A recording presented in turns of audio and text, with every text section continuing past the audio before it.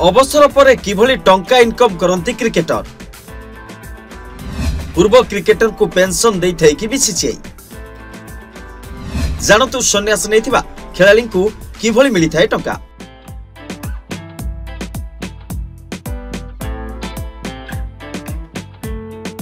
भारत पई क्रिकेट खेलिथिबा पूर्वतन क्रिकेटर को बीसीसीआई पेंशन प्रदान करछि।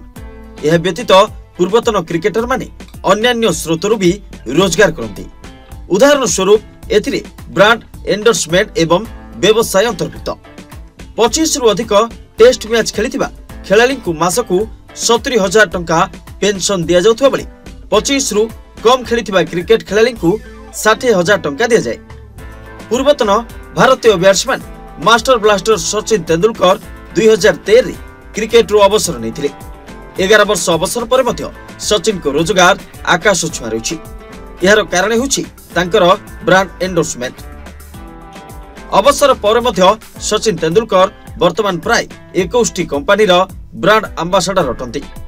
सचिन तेंदुलकर, युवराज सिंह, महेंद्र सिंह धोनी, विराट कोहली, सुरेश रायना परी अनेक क्रिकेटर मध्य सेमानक व्यवसाय माध्यम रे रोजगार करती।